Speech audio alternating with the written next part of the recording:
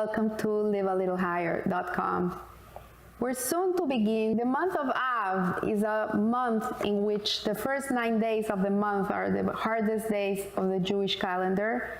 It's when we experience the most pain, remembering the destruction of our two beloved temples. And we wonder, like, okay, it's been thousands of years already, we're still mourning for them.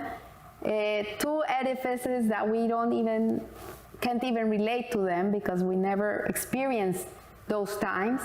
But nevertheless, the Jew knows that there's something that is not there. There's something that is not complete. And that there's something that is lacking, and that the world is not how it's supposed to be. And we should be upset. We should be really saying, Hashem, it's enough. You know, we're ready for something better. We're ready for you.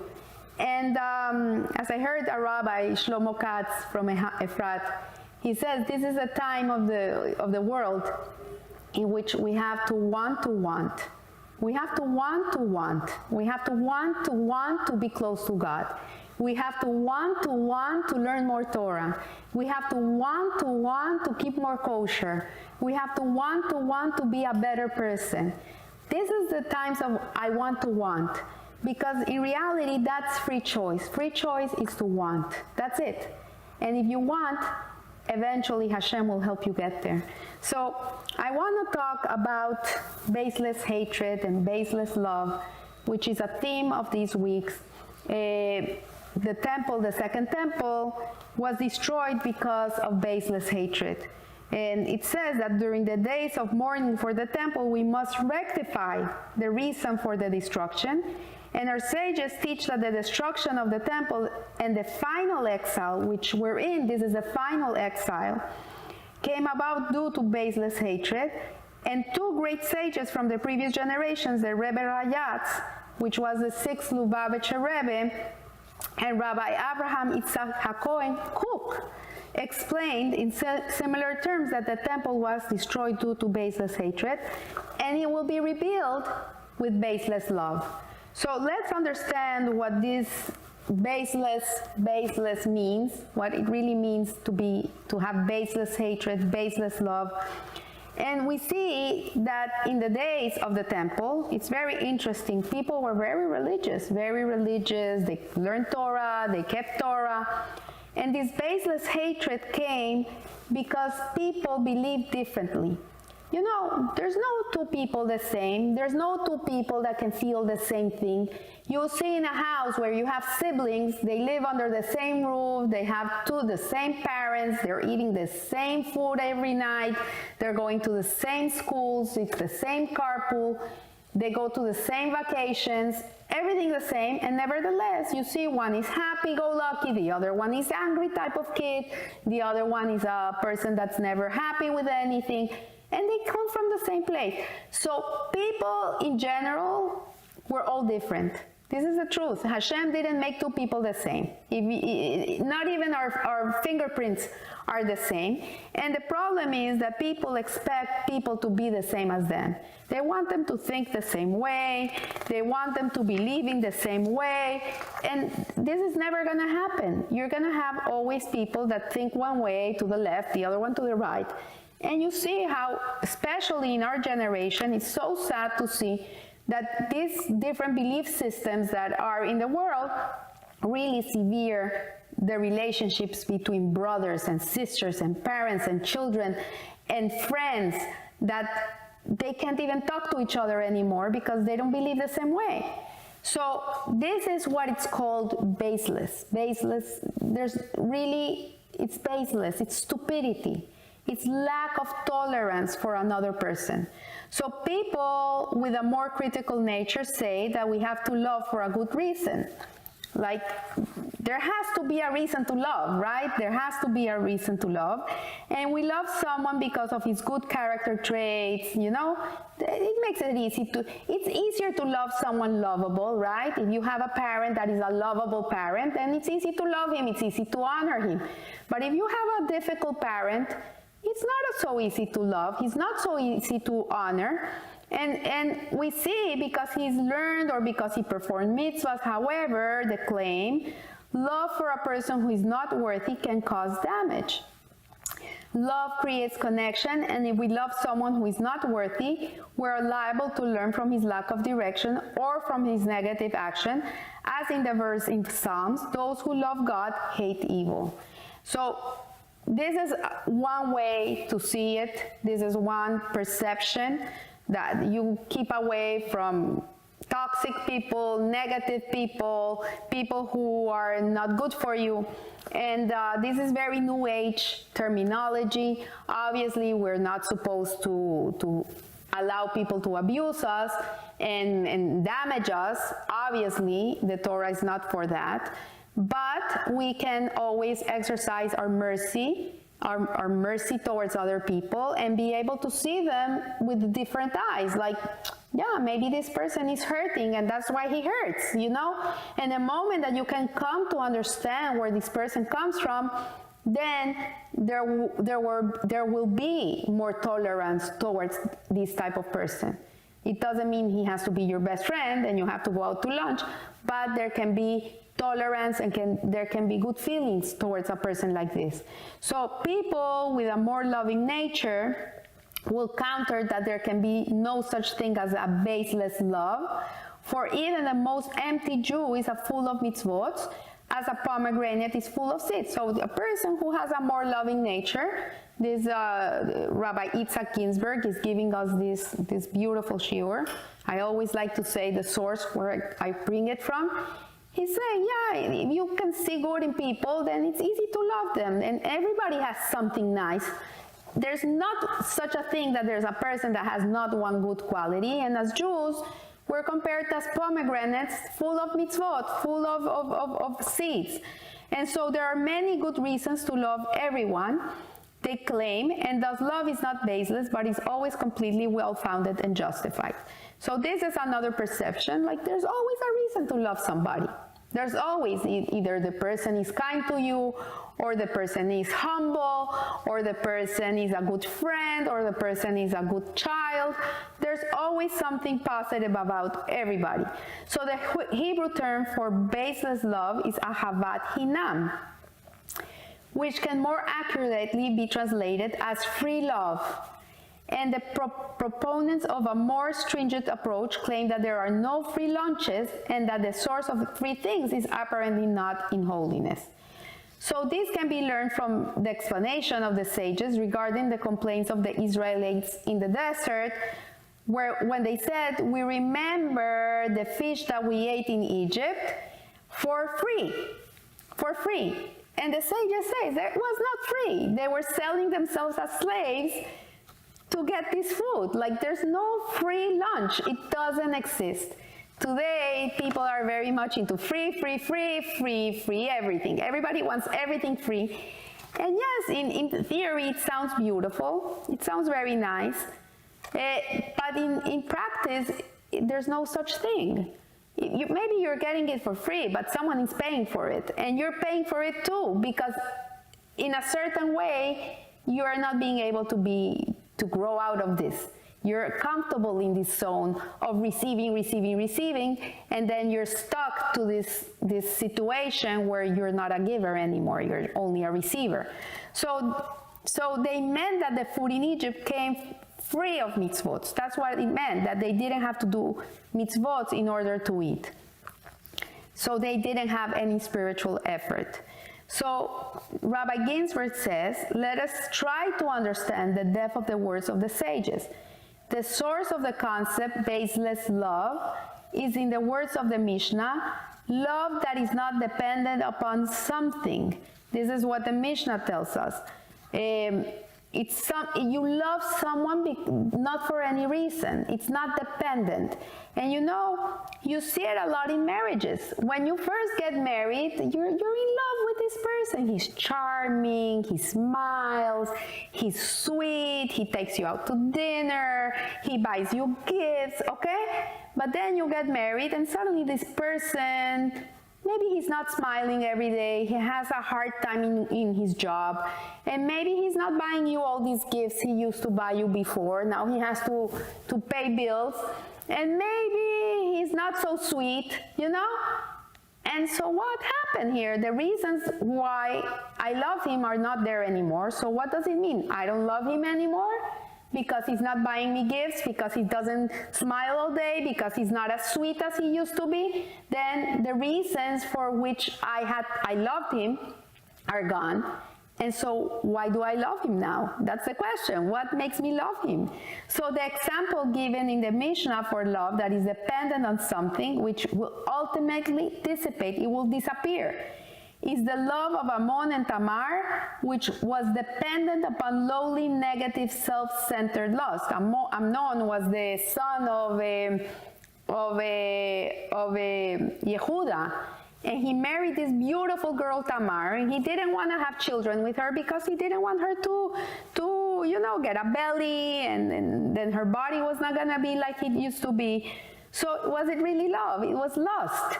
And love that is not dependent upon something, however, is not even dependent upon positive and holy things that justify the love. As such, it is love that is completely free.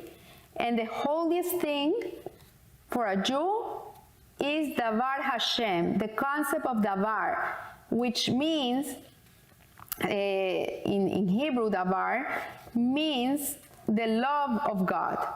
And so it's interesting, many years ago, I heard Rabbi Yossi Jacobson, he was talking about Sarah and Abraham when they were going down to Egypt because there was famine. He said to his wife, don't tell them that I am your husband. Don't tell him that I'm your husband, because if they know I'm your husband, they're going to kill me. And they're going to take you. The Pharaoh's going to take you. So tell them you're my brother. And Rabbi Yossi, he said in that moment, like, what he meant is that in life, sometimes we're going through famine times in our relationships. There's a time of famine. And so at that moment, you have to look at your spouse as your brother. You love him because he's your brother, you love him for no reason. Because he's your brother, you love him. Not because he's your husband and he gives you this and gives you that and he's kind to you. Because he's your brother, you love him. So this is basically what Rabbi Yitzhak Ginsburg is saying. Like, because that person is a person, and he's a part of Hashem. He has a part of God inside of him. Because of that, I love him. I can see the godliness in him. You know, he's not because he's intelligent, not because he's an important person, not because he's honorable or loving. I love him. He's a part of God. He's a child of God. I love him. And this is what Rabbi Akiva meant. Love your fellow like yourself. Like, if you can love yourself, you can love someone else. You love yourself for no reason. Why would you love yourself? What makes you love yourself? There's no reason. But you have to love yourself. Because if you don't love yourself, you cannot love someone else, right? So the holiest thing is the love of Hashem. And the concept Devar Hashem has three primary meanings. One is Devar Hashem, which is the Jewish law. Devar Hashem is also prophecy, and Devar Hashem is the end of days. And love of Israel can be dependent upon the most important and sanctified something in each of these three meanings. So the love of Israel can stem from the observance of Devar Hashem is Jewish law, the Shulchan Aruch, the code of Jewish law, the Halakha. And God commanded us to love our fellow as ourselves. And this is a great principle in the Torah. And a God-fearing, Torah-observant Jew will thus love every Jew. You see, there's Jewish people who, I heard a story, I loved it in Stories to Inspire, that there was this guy that came to Miami to collect money for the wedding of his daughter in Israel. This is something that Jewish people do, like it's a very common practice. And he came to Miami and he stayed in the house of someone for 3 days and he collected tons of money. Then he hired a driver to take him to New York. And he told the driver, like, I need to get to New York before Shabbat, so I need you to speed. But him and the driver, they didn't know that I-95 in the Carolinas and Virginia, like the laws of speeding are really very strong. And when he was speeding through the Virginia, I think it was, he got stopped. And the police came and says, you know, you're speeding, you're over your speeding limit, and this is this is unacceptable. Like, you have to pay a very big fine. So the man, he had tons of money, and he took out a lot of money to give to the police.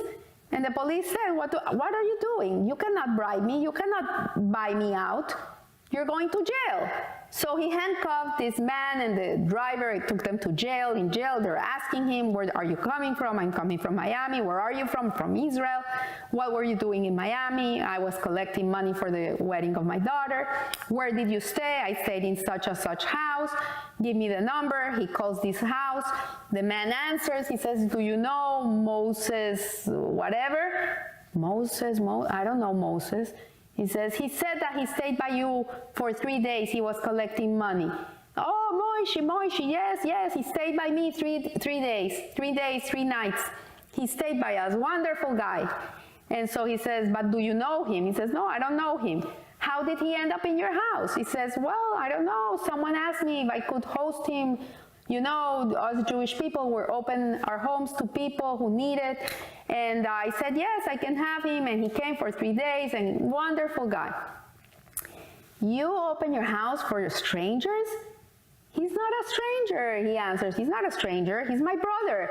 But you're saying you don't know him. No, I don't know him. But he's a stranger. No, he's my brother. Like, he's my blood, he's my brother. We're Jews. We take care of each other. So the policeman said to this man, now I understand. I want to be a Jew too. I want someone to take care of me. So this is what he's saying, the love of Israel, the love of another Jew, Ahavat Israel, to love another like yourself. This is why we have all these mitzvahs in which we give, and we're giving tzedakah, and we're opening our homes, and we're visiting sick people, and we're praying for people that we don't even know that are sick. We have Tehillim chats, and we're praying and praying and praying all day. I have a Tehillim chat. It doesn't stop. All day we're praying, and most people don't know the people in that list. This is what true love means. This is what baseless love means. That you are praying, you take half an hour of your day, you're saying some chapters of Tehillim for someone that is sick, and you don't even know who they are. So this is what he's saying here, that a person who nurtures sensitivity to be concealed virtues of other senses, that it is worthwhile to love them and reveal those virtues, to love God's creations, and from that place to bring them close to Torah.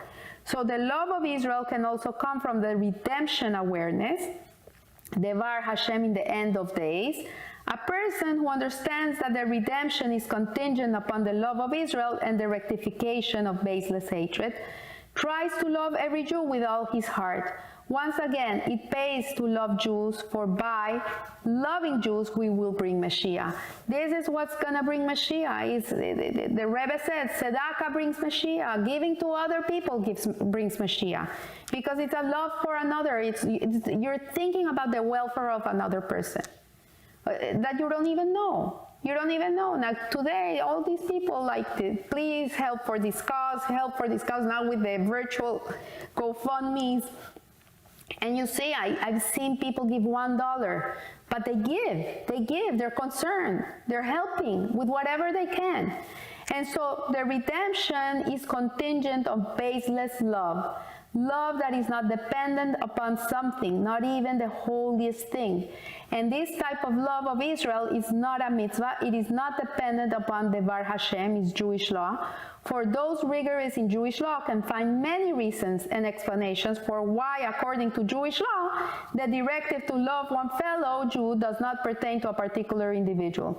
Instead, this baseless love is an inner urge that does not come from an external directive. It is also not dependent upon the concealed potential in every Jew. It is love for a Jew with no visible virtues. It's you love because you love, because this person is, this crazy person in the street is a creation of Hashem. You're not a hateful person, you know. We have enough haters in the world. We don't need that. We need to love. We need to be able to see through the facade and see that this person is also part of God. And when we're able to see this, you're able to be kind and to be loving to other people. So it is also not dependent upon the concealed potential of every Jew. It is love for Jew with no visible virtues. On the contrary, it is not the ability to see the virtues in another person. I love this that he says. Baseless love is it's not the ability to see the virtues in another person that evokes love, because yes, to love someone that is lovable, it's very easy, but rather it is the love for another person that opens our eyes to see his virtues. It is the love that allows you to see the good in that person. So baseless love is not even dependent upon the redemption that will come in its wake. A person who loves Jews because of holy incentive to bring the redemption will not succeed in bringing the redemption by means of this love. So we cannot have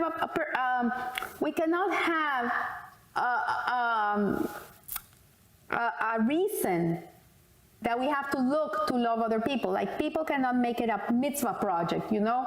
We have to bring Mashiach, so I have to love everybody. No, this is not what he's saying. What he's saying is, like, regardless, we have to love. If Mashiach comes, doesn't come, we have to love.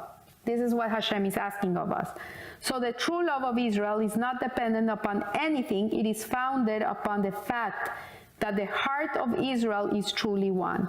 It's just that we're one. If one Jew is hurting, all the Jewish people are hurting. And if one Jew won the lottery and became wealthy and suddenly he has all this money and he can live like a king, we should all be happy for him like if it happened to us. This is what it's talking about.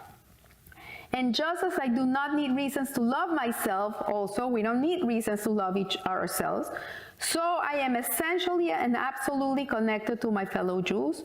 This feeling of being one connected heart is highlighted during the times of trouble, which cause us to unite and break down the barriers between us. It's very sad, but when the Jewish people are put to the test, when we're given a sorrow, when we're giving a hardship, then who cares if you're Reform, conservative, ultra-Orthodox, Orthodox, to the left, to the right? Nobody cares. We're all one. We feel it in our heart.